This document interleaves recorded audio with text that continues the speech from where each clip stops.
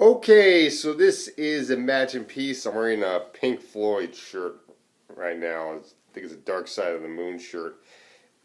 Oh, well, it's Echoes, but I kind of felt like wearing Pink Floyd because I feel like we're on the dark side of the moon, and I don't know if we're ever going to come back to the light side for quite some time, since we're going to get Trump for the next 4 years.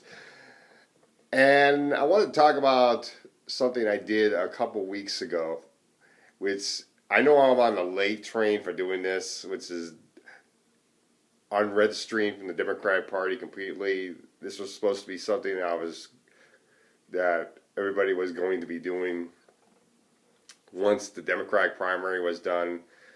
The Bernie Sanders supporters that decided to go Bernie or bust decided to unregister from the Democratic Party, leave the Democratic Party. Some of them were going to go green, and others were going to go independent or unenrolled or whatever, which is what I have chosen to do because I feel that the Green Party in my state is not ready to stand on its own feet yet, so that's why I'm not registering as green yet.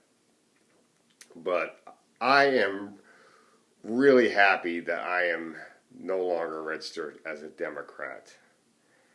I have been so upset with the Democratic Party. I mean, I put a line in the sand of what the Democrats shouldn't be doing, and where it goes to the point where I'm going to say fuck you to the Democratic Party and vote third party. And I do feel progressives need to do this in order to try to put the Democratic Party in check. We have to put a line in the sand. We have to say, you don't cross this line. You cross this line too many times, we're leaving you. And we're going to go vote third parties. And have no fear of the consequences, because you're the ones that are making the consequences happen. And that's what I feel we need to do. It feels like such a relief that I'm actually no longer a Democrat. Because I hated the idea of always voting for the Democratic Party in the general election, because I hate the Republicans, but I may not like the choice that the Democrats give me. When John Kerry ran for re-election, I believe this was in 2006 when he ran for re-election in the Senate here in Massachusetts, and this was before he became Secretary of State. He had a primary challenge by a real progressive from Gloucester named Ed O'Reilly. And I met Ed O'Reilly. I talked to him. I wanted to see how progressive he really was, and he was awesome. And I liked the guy to the point that I started to get bumper stickers for this guy. I got t-shirts for this guy. I was campaigning for this guy all over the place, trying to get people to vote for him. Unfortunately, we only got like 30% of the vote, but I really wanted to see this guy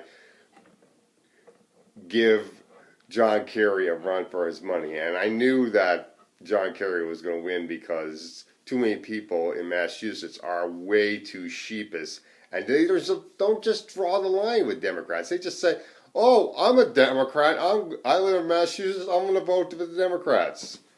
It's one of the problems with voters these days. They don't give the Democratic Party a line and says, don't cross this, because they don't seem to mind the fact that Democrats vote for the Iraq War, vote for the Patriot Act, vote for NAFTA to ship jobs overseas, vote to destroy Glass-Steagall so they can make banks too big to fail. Oh, none of that is a problem. We'll just continue to vote Democrat, Democrat, Democrat, because we are so afraid of the Republicans. Please save us from the Republicans. It's not like the Democratic Party is becoming just as bad as the Republicans. It's not like the Democratic Party has proven Ralph Nader to be right. But the reason why I'm not registering as a Green is because the Green Party, as far as I know, is not running anybody against Elizabeth Warren, who I am really upset about for not supporting Bernie Sanders. And I've learned about some of her votes that she's done over the years, and some of them are not entirely progressive. She's not 100% progressive as we think she is. She has voted in favor of Monsanto in 2013, I believe. I read the vote on that. And this was before Ed Markey became senator, and when Deval Patrick appointed somebody to sit in that seat, a guy named Cowan, Cowan, to take over as the second senator. And you have one other vote that she did, I think it was like a couple years ago. She voted for a Patriot Act bill or something that increases the warrantless spying, according to the same progressive. Which I have never found that roll call vote. I mean, I tried to find that roll call vote, and I just couldn't find it, and I think that's because the votes on the Senate voting records didn't. They haven't been kept up long enough for us to read them anymore.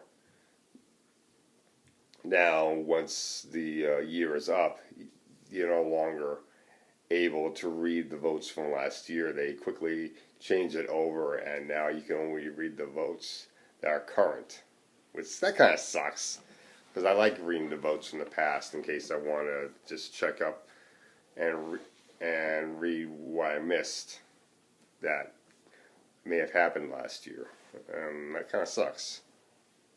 Or I want to look up and do research on previous senators and what they did years ago.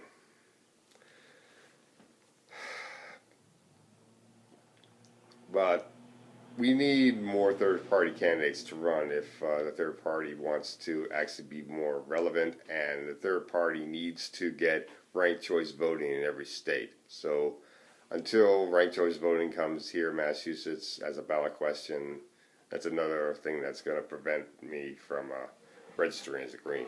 But yeah, I'm happy that I'm no longer registered as a Democrat. And that's all I got to say for the moment.